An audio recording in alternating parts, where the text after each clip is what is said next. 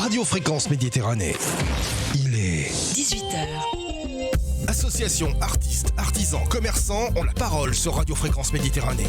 Retrouvez l'interview du jour, retrouvez l'instant où vous avez la parole sur Fréquence Méditerranée. Retrouve-nous en direct vidéo sur notre page Facebook Radio Fréquence Méditerranée. Allez, bonjour à toutes, bonjour à tous, c'est le retour des directs sur Radio Fréquence Méditerranée avec l'interview du jeudi. Vous commencez à avoir l'habitude de ce rendez-vous hebdomadaire et aujourd'hui nous avons la chance et le plaisir de recevoir Nicolas Masselli qui n'est rien d'autre que le fondateur de l'association Curapis. Bonsoir Nicolas. Bonsoir Jean-Luc, merci de me recevoir. Très content de vous recevoir parce que surtout on va parler d'une belle association, d'une belle œuvre, d'une belle action et surtout cette association, c'est une association de soins aux abeilles, c'est ça exactement ? De préservation des abeilles. Vous allez tout m'expliquer Nicolas. Tout à fait, Curapis, donc on a repris ce nom, le soin pour les abeilles. Alors Curapis exactement, ça veut dire, vous disiez Alors Curapis, soin des abeilles en latin. En latin, on n'a pas cherché très loin, c'était assez simple. Le but étant de remettre sur la commune de Gorbio qui nous accueille. On remercie monsieur le maire pour son attention.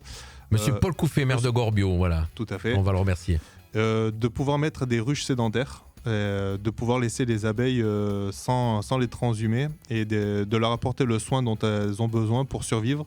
On assiste depuis quelques années, en tant qu'apiculteur amateur, à l'effondrement des colonies d'abeilles. Alors c'est dû en grande partie à cause de la sécheresse, la pollution et aussi pour majoritairement... On va en parler tout à l'heure du frelon asiatique. Le frelon asiatique, voilà. Tout à fait. Alors donc vous êtes en train d'expliquer que vous allez... aujourd'hui les abeilles ne sont pas sédentaires. Vous êtes obligé de les faire... comment c'est qu'on dit Transhumer. Transhumer, voilà. J'allais dire migrer, non transhumer. On peut utiliser le terme. Alors ça se passe comment ? Qu'est-ce qui se passe aujourd'hui avec les abeilles ? Donc vous êtes apiculteur amateur. Voilà, donc vous avez des ruches. J'ai quelques ruches. Voilà, avec des amis aussi, je suppose. Vous êtes plusieurs. Alors, nous avons un voisin, Claude Nirani, qui lui qui est plus professionnel amateur. Il fait ça en amateur, mais c'est quelqu'un qui maîtrise très bien le sujet. Il a pas mal de ruches. Et on fait le constat chaque année de la perte de colonies. On est inscrit au GDSA, c'est le groupement de protection des abeilles du 06. Et chaque année, on fait le compte des pertes et c'est alarmant. Alors ça consiste en quoi faire migrer, transhumer les abeilles ? Je vais chercher. Alors transhumer les abeilles, c'est-à-dire on va suivre la floraison dans toute la France en fonction des saisons. Et par exemple vous avez les lavandes, on va transporter les ruches, les mettre dans les champs de lavande. Alors ça veut dire que vos abeilles qui sont gorbarines, qui sont sur Gorbio, peut-être vous, je ne sais pas si elles sont à peu près situées. Moi, elles sont sur Gorbio. Voilà, les vôtres sur Gorbio. Celles qui vont être installées avec la mairie de Gorbio vont être aussi sur Gorbio. Tout à fait. Voilà. Donc, si je comprends bien, donc pour nos auditeurs, les abeilles que vous avez sur Gorbio, vous allez les charger et les amener dans un secteur où il y a de la lavande. Alors, personnellement, oui, en tant qu'amateur, c'est ce qu'on fait. Voilà. Le but de l'association, non, c'est de les laisser sur site et de les laisser toute l'année, de faire des ruches. Ça, j'ai bien compris, mais pour que nos éditeurs comprennent, aujourd'hui, en fin de compte, avant que l'association naisse, c'est ce que vous faisiez avec vos abeilles, c'est qu'elles étaient donc en migration, donc voilà, on les transporte. Vous les transportez de lieu en lieu pour qu'elles puissent butiner. Tout à fait. Et la seule solution que nous avions jusqu'à maintenant pour éviter l'arrivée du frelon asiatique, c'était de les mettre en montagne à une altitude assez haute, pour leur permettre de retrouver des fleurs, parce qu'on sait que la floraison est plus tard en montagne. Elle se termine chez nous vers fin juin, et elle commence à partir de 800-900 mètres d'altitude en montagne. Donc ce qu'on fait, c'est qu'on transporte les ruches de point de floraison à point de floraison pour qu'elles trouvent à manger et qu'elles survivent. Voilà.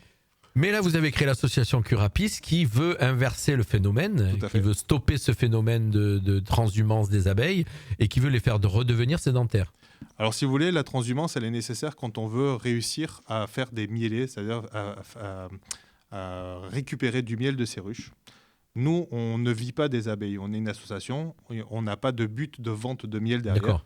Donc ce qu'on va faire, c'est simplement prendre soin d'elles et de les laisser sédentaires sur la commune de Gorbio. Voilà, sachant que dans l'écosystème, les abeilles ont un rôle très important dans l'écosystème, hein. On va le découvrir, dans la biodiversité. Dans la biodiversité, elles sont importantes pour la pollinisation des arbres fruitiers, pour les plantes, pour tout ce qui est nécessaire à la survie de l'homme de toute façon. D'abord, on peut savoir que oui, exactement, elles sont au niveau par rapport à l'homme, comme vous disiez, s'il n'y a plus d'abeilles, il n'y a plus de nature. Et il n'y a plus de pollinisation. Donc déjà qu'on s'aperçoit d'un appauvrissement de la flore et aussi de la faune, mais bon, c'est encore un autre sujet, c'est dû en partie à la perte de tous ces pollinisateurs. L'abeille est un pollinisateur, mais elle n'est pas seule. Et il y a des prédateurs comme le frelon asiatique qui s'en prennent à tous ces insectes et qui font diminuer la pollinisation de notre flore. Oui, parce que les frelons, c'est juste aller bouffer des abeilles. Tout à fait. Ils m'ont tué des abeilles. C'est ça. Voilà, exactement. Donc cette association Curapis, c'est toute neuve, toute récente. Elle est née là, il y a quelques mois. Quelques mois, tout à fait. Voilà, exactement. Vous êtes combien dans l'association ? Alors on est 3. On est 3 fondateurs. C'est en famille. Donc mon père, Joël Massellier, et ma femme, Karine. D'accord. Massellier également. 3 passionnés d'abeilles. 3 passionnés d'abeilles. Mon père a commencé à faire ça depuis jeune. J'ai appris par lui. Et maintenant, entre sa façon de travailler les abeilles et maintenant, on s'aperçoit que on ne peut plus utiliser les mêmes gestes, les mêmes matériaux à cause de ce réchauffement climatique, de cette pollution. Et Ça, je crois que vous le voyez avec les abeilles, c'est flagrant. c'est ce qu'il y a de plus parlant. Voilà, il n'y a pas de... Pareil, là, ces derniers temps, on a eu le cas où au mois de janvier, début janvier, décembre, il faisait très, très bon. Très doux. Très doux, et ça a perturbé les abeilles. Elles sont reparties comme en... Les abeilles s'adaptent. C'est plus nous qui avons du mal à nous adapter. Les abeilles ont traversé toutes des décennies, des milliers d'années. Des millénaires, Voilà, des millénaires. Elles se sont adaptées aux aires glaciaires. Elles sont encore là. Nous, je ne suis pas sûr qu'on arrivera à traverser les mêmes problèmes qu'elles. C'est un beau message. Donc cette association, donc ce but, c'est de protéger les abeilles et de les remettre sédentaires. Donc vous vous installez à Gorbio. Et puis il va y avoir plein de choses qui vont se passer maintenant. Donc, puis pareil aussi, pardon, excusez-moi, mais c'est aussi de faire connaître les apiculteurs du bassin mentonné, aussi un des rôles. Tout à fait. Donc pour mettre en place ce rucher, pour obtenir, on va dire, des aides pour les installer, on a pensé à un système de parrainage assez simple. Une personne qui souhaiterait faire un geste pour l'écologie, parce que clairement on est quand même là pour la biodiversité, pour faire quelque chose pour les abeilles, pourrait parrainer une ruche et en contrepartie, il recevrait un petit colis contenant une diversité de miel provenant des apiculteurs que nous allons récupérer chez eux, du bassin mentonné. Donc il y a plusieurs qui sont parties prenantes, qui sont d'accord pour nous suivre dans cette aventure. Et donc le parrain, lui, de cette ruche, pourra voilà, rentrer en contact. L'association, bien sûr, aussi a besoin de financement. Tout à fait. Pour continuer, elle est toute récente. Donc pour perdurer et puis surtout grossir, elle a besoin de financement. Et donc un des biais de ce financement, c'est parrainer des ruches. Voilà. Et donc là, vous avez lancé Alors comment vous l'avez lancé ce parrainage ? Puisque j'ai pu avoir des documents et effectivement, on peut acheter des ruches, on peut acheter tout ce qui va autour. Alors lorsque vous parrainez une ruche, elle est à vous, entre guillemets, pendant 1 an. Quand on dit elle est à vous, elle reste sur le rucher et vous avez le loisir de venir la visiter en la compagnie d'un membre apiculteur de l'association qui vous expliquera un petit peu sur place la vie de la ruche. Il manipulera les cadres en votre présence si vous le souhaitez. Des combinaisons, tout ça sont mis à disposition, enfin tout est pris en charge. Et ça permet aux gens aussi de connaître un petit peu ce loisir, parce que pour nous c'est un loisir, on n'est pas des professionnels, on ne dispense pas de formation, mais... Oui, à l'arrivée, vous, c'est pas pour récolter du miel et le vendre. Tout à fait, voilà. Le miel qui va être récolté, puisqu'il y a du miel qui sera récolté, c'est pour le distribuer. Eh bien, il sera distribué au parrain de cette ruche, au prorata du nombre de ruches, de la production, et puis tout ça. Mais nous nous vendrons pas le miel que nous aurons produit, il reviendra au parrain et aux personnes, aux enfants qui viendront pour leur faire déguster le miel, les faire connaître les produits de la ruche. Parce qu'effectivement, il y a le miel, mais il n'y a pas que le miel dans la ruche. D'accord. Alors, tout ce que vous allez mettre en place avec cette association dans les mois qui vont arriver, qu'est-ce qui va se passer ? Alors, la première chose, c'est que nous sommes en train d'installer l'infrastructure. Pour l'instant, sur Gorbio, nous allons poser les premières ruches au printemps. Et lorsque l'association recevra les fonds nécessaires, ponctuellement, nous allons recevoir des femmes et des enfants en rémission de longue maladie pour leur faire participer à des stages, des petits ateliers de découverte des produits de la ruche et de la ruche. D'accord. Alors, il va y avoir 2 volets dans l'association, si j'ai bien compris, on en a discuté. Il va y avoir ce volet pédagogique sur Gorbio avec les enfants de Gorbio. Dans les écoles. Puisque M. Paul Couffet, maire de Gorbio, vous met un terrain à disposition pour pouvoir poser les ruches. Donc, en échange, vous allez faire du pédagogique. Tout à fait. Nous allons proposer très bientôt à la directrice de l'école de Gorbio un petit module scolaire. Je sais que ça prend un petit peu de temps avec l'éducation nationale pour se mettre en place, mais une fois que nous aurons Il faut des accords, bien sûr. Voilà, une fois que nous aurons les accords, nous allons proposer ce module. Et ça sera sous forme pédagogique, d'explication de comment différencier l'abeille de la guêpe, par exemple. Voilà, donc il y aura une partie pédagogique. Tout à fait. Il y aura une partie transformation des produits de la ruche. Tout à fait. Ils pourront aussi décorer les ruchers. Il y aura aussi cette partie-là ou pas? Les enfants dans les écoles, non, on a plus misé vraiment sur la pédagogie. Ceux qui viendront décorer le ruche et les ruches, ce seront plus les enfants et les femmes en rémission. D'accord, ça sera sur la partie on va dire, voilà. Entre guillemets, humanitaire. C'est ça, et c'est ces personnes qui viendront sur nos infrastructures pour pouvoir faire tout ça. Dans les écoles, c'est nous qui allons nous déplacer pour des raisons, on va dire, sanitaires, pratiques et sécuritaires. Bien sûr, sécuritaire surtout. Déplacer plusieurs enfants sur un site, c'est plus compliqué. Surtout où il y a des abeilles. Ouais. D'accord. Et les abeilles, vous allez les lâcher dans la classe? Non, en fait, on va emmener un support vidéo. Vide, oui. Puis on va emmener du matériel en leur expliquant le corps de la ruche, où est-ce qu'elle se nourrit, où est-ce qu'elle pond ses œufs, où est-ce qu'on récolte le miel, comment on récolte le miel. Si toujours l'éducation nationale est d'accord, on leur fera une petite dégustation des différents miels, parce qu'il y a différents types de miel. Vous avez par exemple le miel d'acacia, le miel de lavande, le miel de montagne, et en expliquant pourquoi ces miels sont différents, pourquoi ils ont des colodieries différents. Donc une très grosse partie pédagogique, c'est génial ça pour les gosses. Ah, ça c'est vraiment une super idée, je trouve. Et puis surtout, c'est les apprendre à avoir devenir cette fibre écologique aussi, en leur expliquant bien, comme vous dites dans cette partie pédagogique, tout le rôle de l'abeille de sa naissance à sa mort, quoi. Le rôle de l'abeille et comment on peut en prendre soin dans son jardin facilement, en lui laissant des petits coins de jardin en jachère. Elles vont profiter des fleurs. On aime tous le beau gazon anglais, c'est joli, mais ça ne profite plus aux pollinisateurs. Et malheureusement, pour que ces abeilles se nourrissent, il leur faut des fleurs. Il leur faut des fleurs locales. On aime tout ce qui est exotique, on plante des plantes exotiques, mais elles ne profitent pas forcément aux pollinisateurs d'ici. Et le but, voilà, c'est de redonner un petit peu on va dire, c'est pas de la pédagogie, voilà, sur les lavandes, pourquoi on privilégie la lavande, pourquoi on privilégie les plantes d'ici. C'est pour leur donner ce qu'elles ont besoin. D'accord. Alors, il va y avoir donc ce projet de parrainage. Est-ce qu'on peut bien l'expliquer à nos auditeurs? Aujourd'hui, voilà, un auditeur qui va écouter l'émission, qui va vous découvrir et qui veut vous aider. Comment ça se passe? Qu'est-ce qu'il doit faire? Tout simplement, il prend contact avec nous. On a nos coordonnées sur Instagram, Facebook.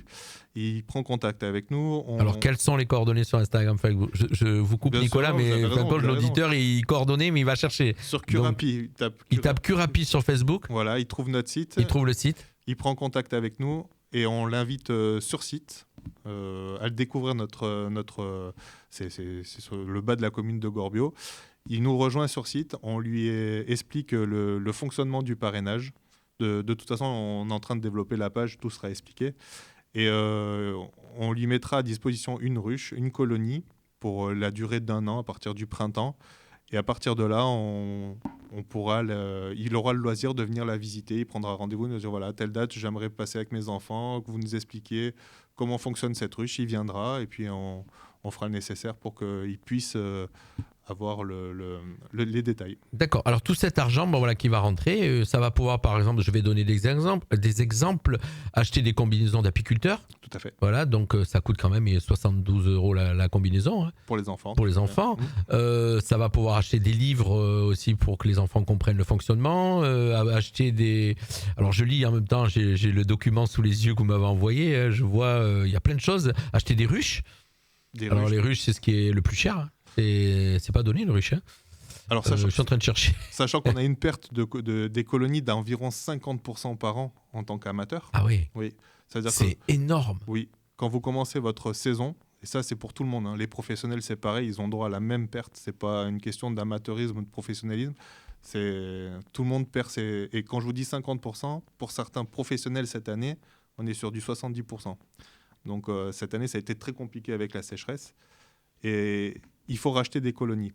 Pour l'instant, il est quasiment impossible de se fournir avec des colonies sauvages de recréer son cheptel, on va dire, en récupérant des essaims comme ça. Ça m'intéresse. Ça se passe comment, ça, alors? Racheter une colonie? Alors, il Comment on fait y a des professionnels qui ne font plus que ça, malheureusement, puisque en fait, Ils font de l'élevage, entre ils font de guillemets. l'élevage, voilà, ils préparent des colonies. Donc, votre colonie, quand vous l'achetez chez un professionnel, c'est un essaim.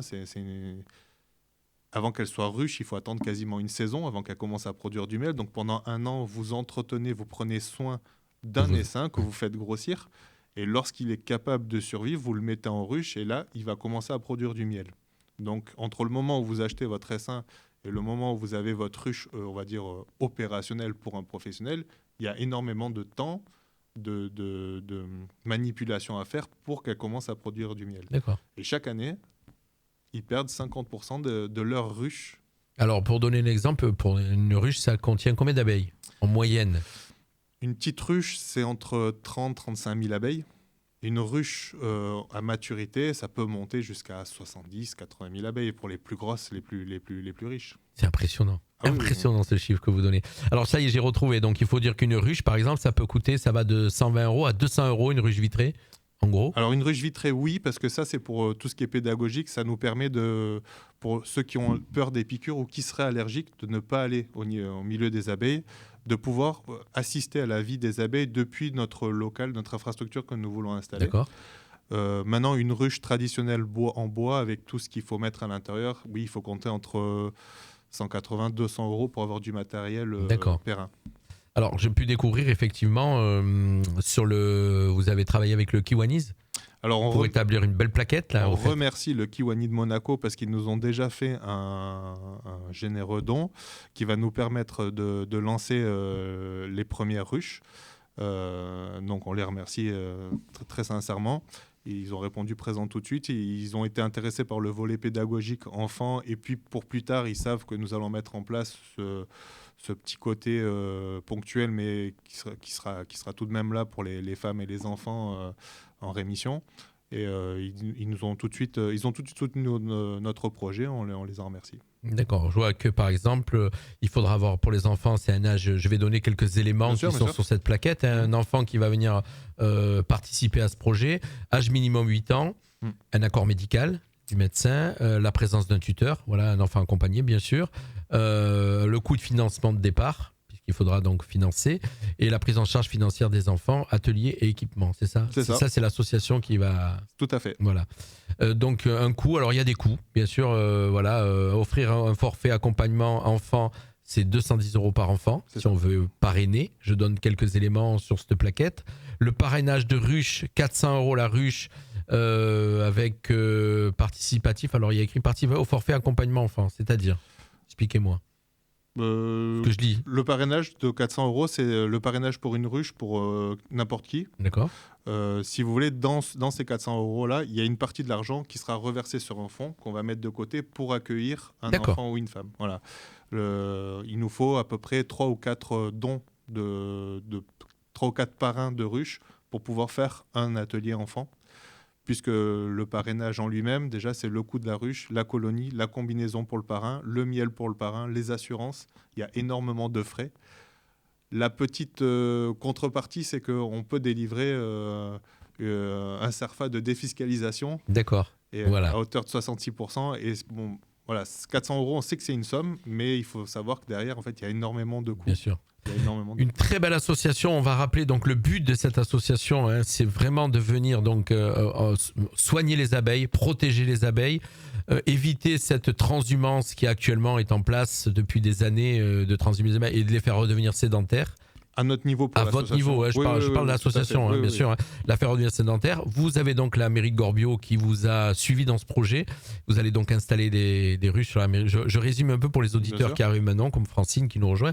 Vous allez installer des ruches sur la commune de Gorbio et en contrepartie, vous allez faire du pédagogique. Donc ça, vous allez aller à la rencontre des enfants, expliquer tout ce qu'on a dit, comment fonctionne une ruche, la vie des abeilles, ce que ça apporte les abeilles.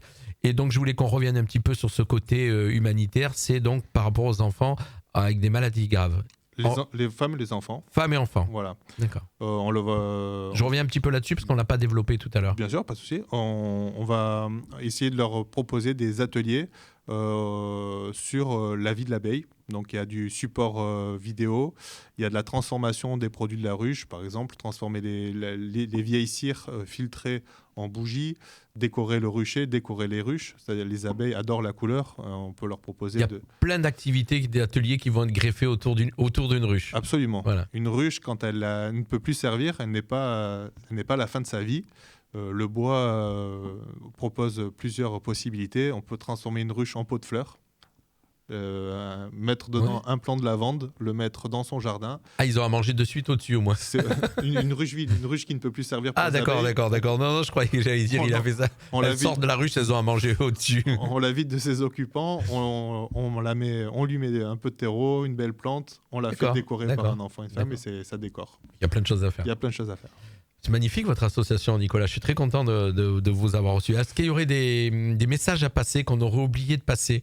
Parce qu'on a parlé de plein de choses, on a parlé de l'association, on a parlé de son but, bien sûr, sauver les abeilles, faire connaître les abeilles, faire connaître les apiculteurs mentonnais, puisque vous n'êtes pas les seuls. Non. Vous êtes combien tout Alors on a dans ce réseau? Il y a un monsieur Mourieux qui est à Castellar, qui est un apiculteur professionnel qui fait les marchés. Après, il me semble qu'il n'y a que des petits apiculteurs, on va dire...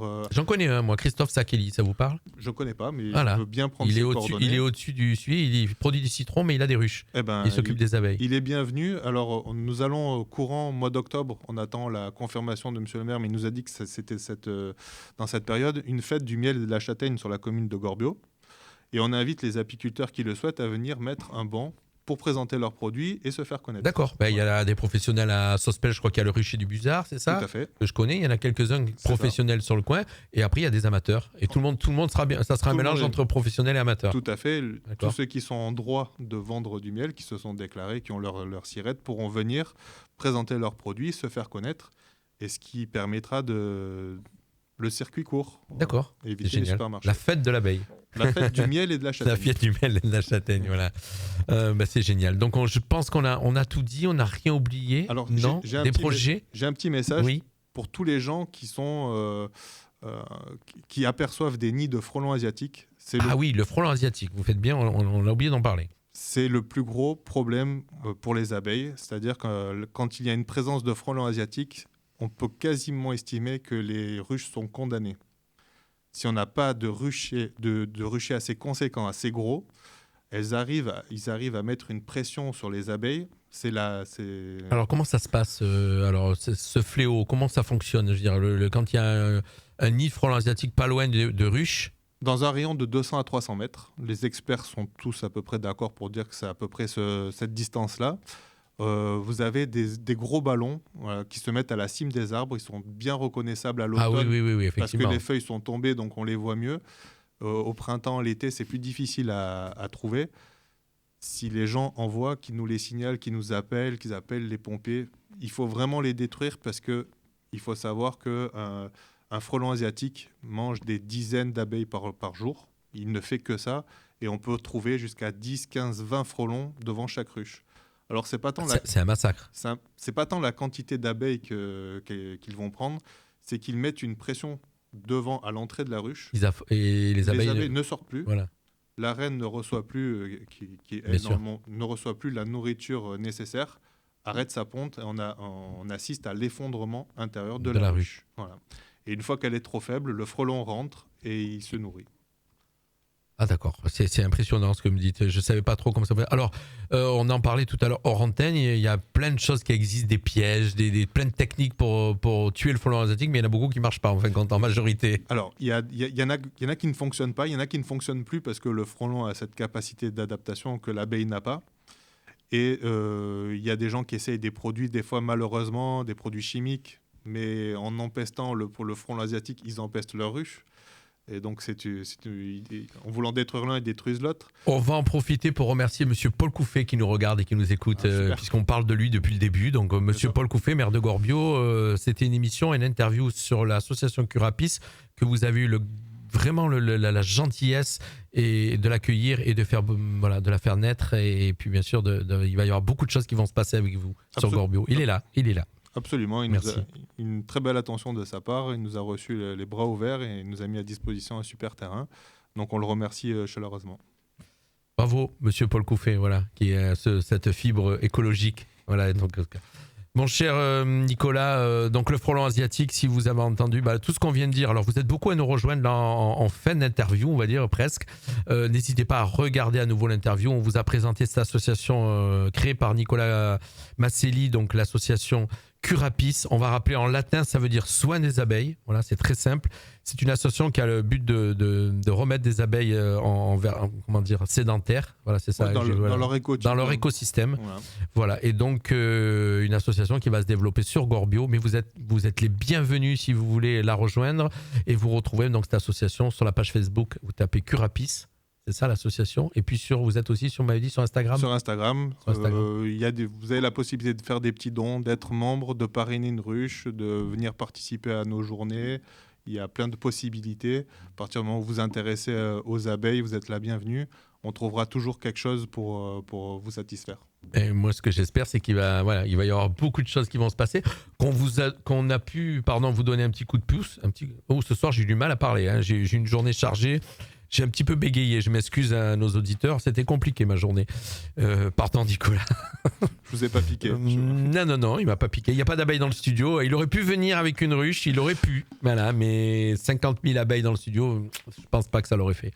En tout cas, moi, je suis vraiment une association à découvrir. On est là pour vous, les associations. On est là pour ça, pour parler de vous. Et Nicolas, on aura l'occasion de se revoir certainement, ou à Gorbio. Voilà. Et puis, on a plein d'amis communs, donc on aura certainement l'occasion de se revoir. Et puis, je rappelle aussi une dernière petite aparté. Vous aviez cette petite fibre toujours humanitaire, associative. Vous aviez créé, pendant la tempête Alex, au moment où vous aviez créé l'application Aide une vallée. Et vous étiez là vous aidiez les sinistrés. Là maintenant c'est les abeilles, mais vous avez aidé les sinistrés. Voilà, et c'est tout à votre honneur. La fondatrice de Curapi, Karine Masselli, qui a été déjà présente pour cette première petite aventure. Voilà. Et on espère cette fois qu'elle aura le même succès pour une chose différente. Voilà, c'était juste une petite aparté pour finir l'interview. Merci beaucoup. Merci Nicolas, à bientôt. Et puis voilà, c'est le retour de la musique sur Radio Fréquence Méditerranée. Et puis bien sûr, je vous rappelle que vous pourrez retrouver l'interview sur notre chaîne YouTube. Je reçois un message du maire, donc il me dit tu pourras animer la fête du miel, Jean-Luc, mais il n'y a pas de souci mon cher Paul. Allez, c'est le retour de la musique sur Radio Fréquence Méditerranée. Je vous rappelle que vous pouvez retrouver l'interview dès demain soir sur notre chaîne YouTube et puis en podcast, et puis on enverra toutes les infos à Nicolas pour qu'il puisse la partager. Merci à tous, bye bye, c'est le retour de la musique. Au revoir Nicolas. Merci Jean-Luc. Au revoir. Bonsoir. Les programmes TV, ce soir, sur le petit écran. Bonjour à tous, les programmes télé, la télévision pour ce soir jeudi.